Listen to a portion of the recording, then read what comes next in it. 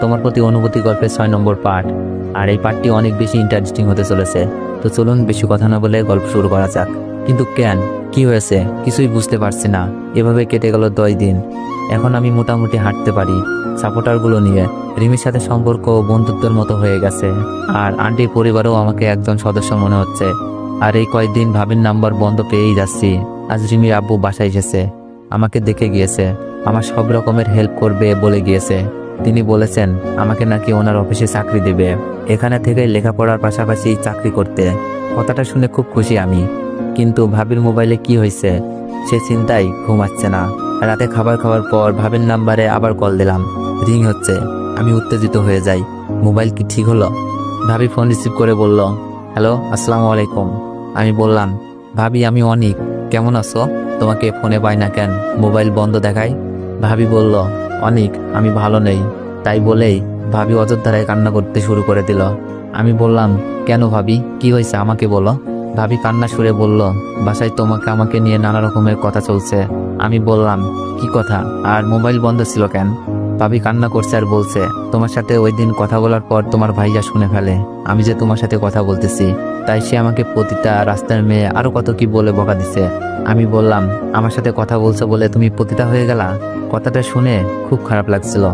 ভাবি বলে তোমার মতো ধর্ষক যে চাচাতো বোনকেও ছাড়ে নাই, তার সাথে কোনো ভালো মানুষ কথা বলতে পারে না। যাদের চরিত্র খারাপ তারা এইসব ছেলেদের সাথে কথা বলে। আমার নাকি তোমার সাথে অবৈধ সম্পর্ক আছে। বাসায় সবাইকে ডেকে বলতে থাকে। ভাবির কান্না আর অপবাদে আমারও কান্না আসছে। কারো ভালো করতে গিয়ে কারো খারাপ করে ফেললাম না তো? আমি বললাম, তারপর কি হলো? তারপর আমাকে বাসার সবাই নানা রকমের কথা বলতে থাকে, সাথে মিথিলাও। আমি সবাইকে বলি তুমি নির্দোষ ছিলে, তোমার কাছে ভিডিও ছিল, কিন্তু মিথিলা সুমিত জামের সম্মানের কথা ভেবে বলি নাই, আমাকেও বলতে দেয় নাই। ভাবির কান্নার কারণ হয়ে দাঁড়ালাম আজ। মিথিলাও কথা শোনাচ্ছে ভাবিকে, যার জন্য এত কিছু সেই এখন সাধু। এই কথা শোনার পরে সবাই তোমার ভাইয়ার সাথে তাল মিলিয়ে আমাকে বাসা থেকে বের করে দেয়। আমি এখন আম্মুর বাসায় আছি। এখানে আসার পর আম্মু আমাকে নানা কথা বলছে অনেক। এটা আমি কি করলাম? নিজের ভাবির সংসার ধ্বংস করে দিলাম। আমি কিছু বলতে পারছি না, শুধু কান্না করছি। আমার জন্য ভাবির সংসার ভেঙে যাচ্ছে। ভাবি বলল, অনেক কান্না করছো কেন? কান্না করছি আর বলছি, ভাবি আমাকে মাফ করে দিন প্লিজ, আমার জন্য তোমার সংসার ভেঙে গেল। ভাবি বলল, অনেক এইসব নিয়ে ভেবো না, তুমি ভালো আছো তো? কান্না সরেই বললাম, না ভাবি, তোমার কথা শুনে মনে হচ্ছে এখনই বাসায় এসে ভিডিওটা দেখাই, কিন্তু আমার কাছে তো এখন ভিডিওটাও নাই। অনেক আমাকে নিয়ে চিন্তা করো না, আম্মু আসছে, পরে তোমাকে ফোন দিব। ভাবি ফোনটা রেখে দিল। ভাবির জীবন আমি কাল হয়ে গেলাম। ভাবির জীবন সুন্দর, আর মিথিলাকে শাস্তি দিতে ভিডিওটা আমার লাগবেই, যা মোবাইলের সাথে সাথে হারিয়ে গেছে। তাহলে কি আমাদের আর নির্দোষ হলো না, নাকি সারা জীবন অপবাদ নিয়ে বেঁচে থাকতে হবে? আমার কথা বাদ দিলাম, ভাবির কি হবে? আমি কান্না করছি রুমে বসে বসে। হয়তো কান্নার আওয়াজ কেউ শুনে ফেলেছে।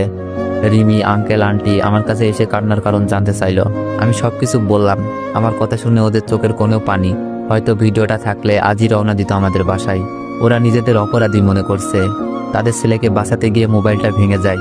মোবাইলে মেমোরিও ছিল না যেখানে এটা থাকতে পারে। আমি তাদের বলি, এটা আমার ভাগ্য মাত্র, হয়তো আল্লাহ এর থেকে ভালো কিছু দিতে চাচ্ছে।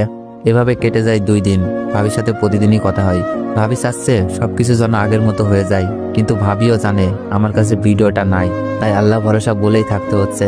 কিন্তু আজ নিজেকে বড় মনের মনে না হয়ে একটি পরিবারের ধ্বংসের কারণ মনে হচ্ছে।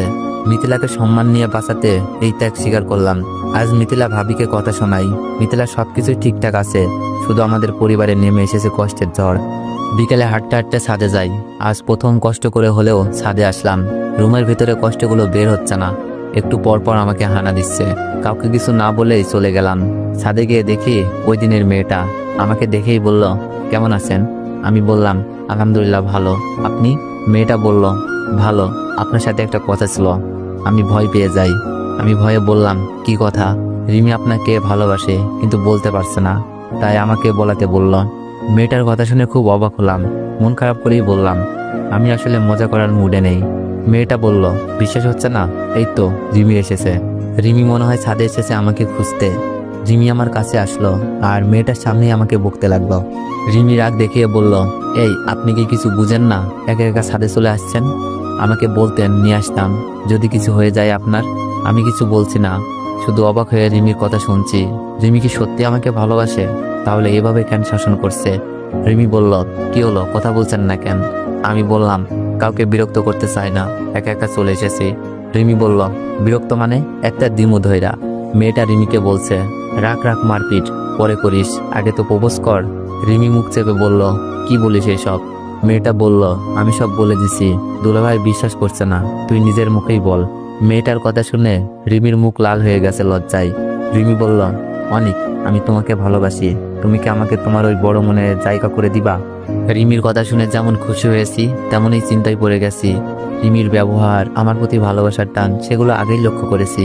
যা দেখছি, রিমির মতো মেয়েকে জীবনসঙ্গিনী হিসাবে পাওয়ার আকাঙ্ক্ষা জাগে।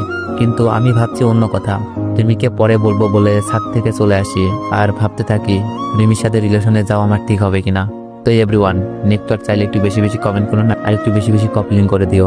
আর যারা যারা ইউটিউব থেকে ভিডিওটি দেখছেন সবাই একটু সাবস্ক্রাইব করে দিন। ধন্যবাদ।